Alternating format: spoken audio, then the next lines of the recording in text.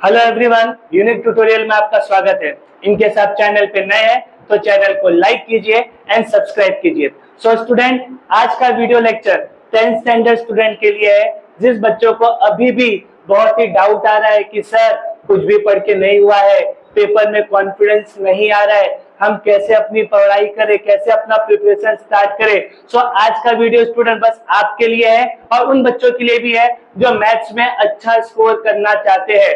So student, मैंने अपने previous video lecture में आपको मैथ्स 1 एंड मैथ्स 2 का पेपर पैटर्न बताया था कि मैथ्स 1 एंड मैथ्स 2 का पेपर कितने मार्क्स का होता है, 40 मार्क्स का होता है, राइट। उसके अंदर आपका question number 1A and question number 1B, right. 1A कितने मार्क्स का है, 4 मार्क्स का है, एंड क्वेश्चन नंबर 1AB भी कितने मार्क्स का है स्टूडेंट, 4 मार्क्स का है। 1A क्या था आपका, choose the correct answer, KBC खेलना था आपको, ABCD दिया रहेगा, एक ऑप्शन आपको सिलेक्ट करना है। लेकिन क्वेश्चन नंबर 1B में आपको क्या करना है स्टूडेंट, सॉल्व करना है, और ये हार्डली 1 या 2 लाइन का आंसर रहता है। लाइक सपोज आपके कॉन्सेप्ट क्लियर है या आपने थोड़ा थोड़ा प्रैक्टिस किया हुआ है तो क्वेश्चन नंबर 1B 4 मार्क्स आप इजीली स्कोर कर सकते हो। अब देखते हैं कि बोर्ड एग्जाम में क्वेश्चन पूछते कैसे। बहुत से बच्चों लोग को डर लगता है कि सर बोर्ड एग्जाम पेपर बहुत ही टफ सेट होता है। बिल्कुल नहीं स्टूडेंट, अपने दिमाग से गलतफहमी निकालिए, पेपर बहुत ही इजी रहता है। जब बोर्ड का पेपर सेट होता है ना, तो 40 मार्क्स के पेपर में मैं बोल सकता हूँ कि अराउंड 20 to 15 मार्क्स का पेपर जो रहता है वो बहुत ही इजी रहता है। एवरेज मतलब इजी, मतलब बोर्ड वाले खुद चाहते हैं कि बच्चे क्या हो जाए, पास हो जाए। लेकिन जब आप 25-30 प्लस जाओगे तो थोड़ा सा पेपर क्या हो जाता है, डिफिकल्ट हो जाता है। अरे सर डिफिकल्ट वर्ड बोल दिया, डिफिकल्ट मतलब कैसा डिफिकल्ट होगा, जिस बच्चे ने पूरे साल भर में प्रैक्टिस किया है, कॉन्सेप्ट पे फोकस किया है, उसके लिए पेपर बहुत इजी हो जाएगा। हाँ, जिस बच्चे ने प्रैक्टिस नहीं किया, फोकस नहीं किया, कॉन्सेप्ट नहीं क्लियर है, तो मे बी वो बच्चा 40 में से 40 स्कोर नहीं कर सकता। तो स्टार्ट करते हैं। आपका जो क्वेश्चन नंबर 1B है, बोर्ड एग्जाम में कैसे क्वेश्चन पूछता है, तो द क्वेश्चन कैसे आता है, आपको दिया हुआ रहेगा एग्जाम में, सॉल्व द फॉलोइंग क्वेश्चन, और कितने मार्क्स के लिए आएगा, 4 मार्क्स के लिए। 4 क्वेश्चन दिए रहेंगे और 4 मार्क्स मतलब एक क्वेश्चन कितने मार्क्स के लिए स्टूडेंट, 1 मार्क्स के लिए। और यहाँ पे आपके पास कोई भी ऑप्शन नहीं है, मतलब 4 है, 4 मार्क्स 4 क्वेश्चन, ऑप्शन आपके पास बिल्कुल नहीं रहेगा। तो स्टार्ट करते हैं। बोर्ड एग्जाम में कैसे क्वेश्चन आते हैं, लाइक सबसे पहला सम क्या दिया हुआ है, find the following determinant, find the following determinant, the value is given 4, 3, 2 and 7। जो नंबर्स दिया हुआ है उसका क्या निकालना है स्टूडेंट, डिटरमिनेंट निकालना है। बहुत ही इजी है, हार्डली 1 या 2 या 3 लाइन में आप आराम से इसका आंसर निकाल सकते हो। कैसे इसका आंसर निकालोगे बोर्ड एग्जाम में, चलो देखते हैं यहाँ पे। सबसे पहले आप लिख लोगे क्वेश्चन नंबर 1 का सोल्यूशन।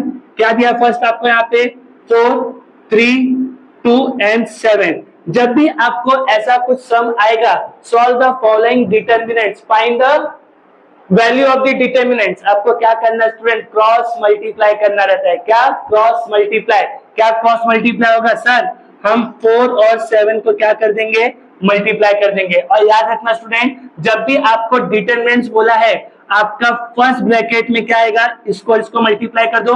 4 और 7 को आपने मल्टीप्लाई किया और फर्स्ट ब्रैकेट के बाद हमेशा साइन क्या आने वाली है, आपकी माइनस की साइन आएगी। सेकंड ब्रैकेट में सर, सेकंड ब्रैकेट में आप लिख दो 3 मल्टीप्लाई बाय 2।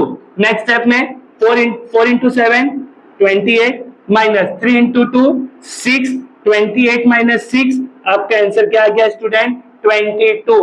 बस हार्डली कितना लाइन, 2 एंड 3 लाइन में आपका आंसर आ गया। आप इतना सॉल्व करके आते हो, आपको कितने मार्क्स मिल जाएंगे, 1 मार्क्स पूरे के पूरे मिल जाएंगे। क्लियर है। तो याद रखना, जब भी आपको बोर्ड एग्जाम में कौन सा क्वेश्चन आएगा, find the value of determinants, क्या करना है, क्रॉस मल्टीप्लाई। और जब आप क्रॉस मल्टीप्लाई करोगे तो दोनों ब्रैकेट के बीच में कौन सा साइन आने वाला है, माइनस का साइन ही आएगा। ठीक है, चलिए स्टार्ट करते हैं कि और बोर्ड वाले कैसे सम दे सकते हैं। जैसे लाइक सेकंड सम की बात करते हैं, find the common difference of the following AP. आपको क्या निकालना है स्टूडेंट, जो आपको एपी दिया हुआ है उसमें निकालना है कॉमन डिफरेंस। सर बोलोगे सर एपी क्या है?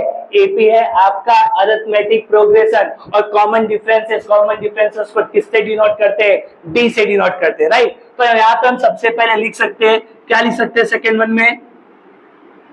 Here T1 is equal to 2, T2 is equal to 4, T3 is equal to 6 and T4 is equal to 8।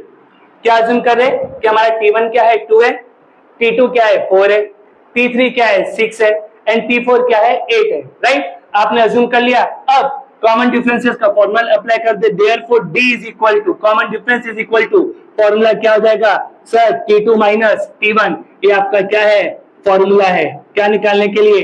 D निकालने के लिए, राइट। अब आपने T2 माइनस T1 कर दिया, वैल्यू पुट कर दीजिए। सो T2 की वैल्यू क्या है स्टूडेंट? सर T2 की वैल्यू हमारी है 4, देन माइनस, और T1 की वैल्यू क्या है?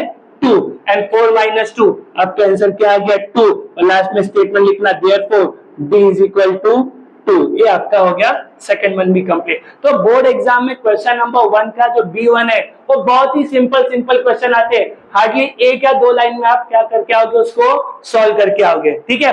चलिए और कैसे क्वेश्चन आ सकते हैं? थर्ड वन देखते हैं, क्या दिया हुआ है? On the certain article, if a rate of CGST is 9%, then what is the value of SGST? तो थोड़ा सा इसके कॉन्सेप्ट को रिवाइज करते हैं स्टूडेंट। जो आपका CGST और SGST है वो किससे फाइंड आउट होता है? With the help of GST। अब बोलोगे सर GST क्या है? GST का फुल फॉर्म क्या है बच्चा? GST का फुल फॉर्म है goods and service tax. So CGST और SGST का फुल फॉर्म क्या है? अब यहाँ पे GST तो सेम रहेगा। C मतलब आपका हो जाएगा सेंट्रल, और S मतलब क्या हो जाएगा? स्टेट। मतलब CGST का फुल फॉर्म क्या बन जाएगा? Central goods and service tax, और स्टेट का मतलब क्या हो जाएगा? State goods and service tax. So याद रखना स्टूडेंट, जब भी आपको ऐसा क्वेश्चन पूछा है कि आपका CGST इतना तो SGST कितना होगा, या आपका SGST 5% है तो आपका CGST कितना होगा, तो कॉन्सेप्ट क्या बोलता है? कॉन्सेप्ट बोलता है कि CGST और SGST दोनों क्या होते? इक्वल होते। क्या होते हैं? इक्वल, मतलब दोनों क्या होते? सेम होते। तो अब इसको मैं सॉल्व करने के लिए जाऊंगा, तो यहाँ पे मैं लिख सकता हूँ क्वेश्चन नंबर 3 का सोल्यूशन। क्या लिख सकता हूँ? Rate of CGST is equal to 9%. Therefore, we can also write here the rate of CGST is equal to the rate of SGST। मतलब आपने क्या लिखा कि जो रेट ऑफ CGST है वो किसके बराबर है? Sir rate of CGST rate of SGST के बराबर है। अब मुझे बताइए, जब आपका रेट ऑफ CGST 9% दिया हुआ है तो आपका रेट ऑफ SGST कितना होगा? कितना होगा स्टूडेंट? Very good, 9%। तो यहाँ पे क्या लिखोगे? Therefore rate of SGST is equal to कितना परसेंट आ गया? 9% आ गया। अब नोटिस करो स्टूडेंट, बार बार 1 मार्क्स का जो क्वेश्चन आता है हार्डली 2 या 3 लाइन, इससे ऊपर आपका आंसर जाएगा नहीं। 2 या 3 लाइन में आप आराम से आंसर निकाल लोगे। और कैसे क्वेश्चन पूछ सकते हैं? Like the fourth one, if one, I think the question मैंने प्रॉपर नहीं लिखा है, 1 कॉइन होगा यहाँ पे। If 1 coin is tossed, if 1 coin is tossed, so what is a write the sample space। तो आपको बताना है कि उसका सैंपल स्पेस कितना होगा।